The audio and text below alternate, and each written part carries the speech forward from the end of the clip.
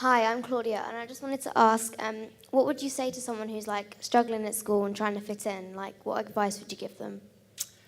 That's such a tough one because you don't want to, they're struggling, meaning they want to fit in, but they're having a hard time. I mean, it's such a great thing what Izabel says in the movie. So maybe you would say some version of that.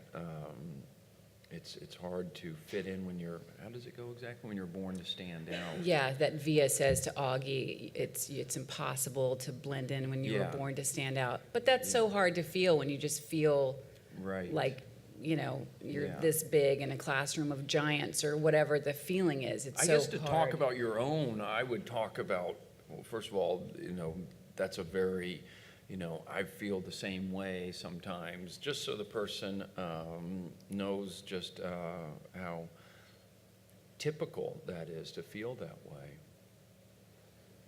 Question right here. Yep. Hi, this is Christian from Germany. Good morning.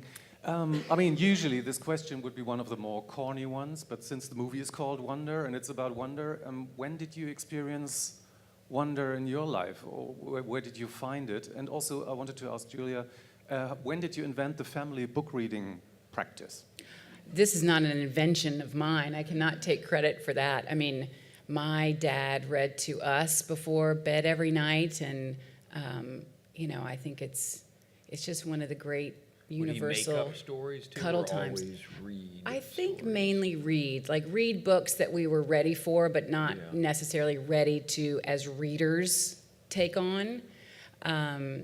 And it was just a special, cozy time. So it's just a nice way to head into dreamland, I think, with the sound of your parents' voice. Though my kids do say, Mom, just your normal voice, please. Don't do voices, okay?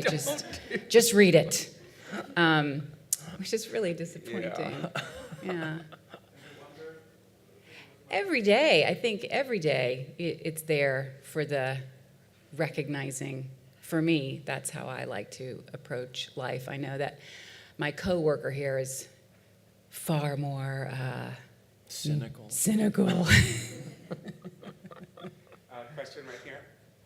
Absolutely adored this film, and so much of it stayed with me, but one particular line was from you, Julia. It was where you said that what's inside is where we're going, and what's on our face is where we've been. I was wondering, to each of you, what does that mean to you in your lives and in your career? Well, Owen's face, I think the clock is ticking on the...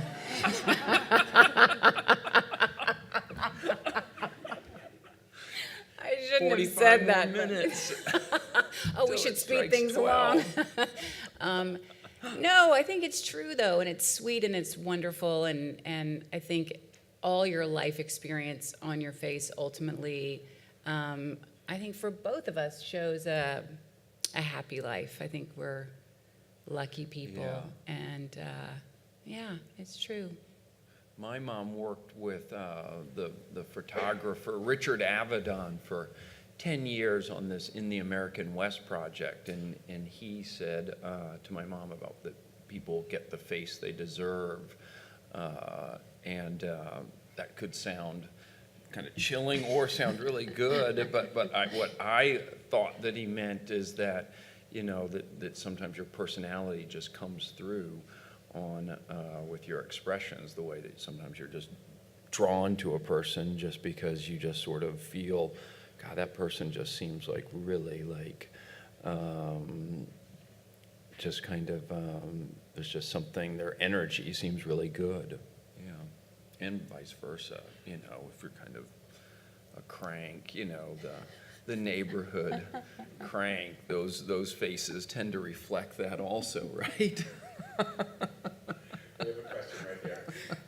Hi, I'm Monica from London Mums Magazine.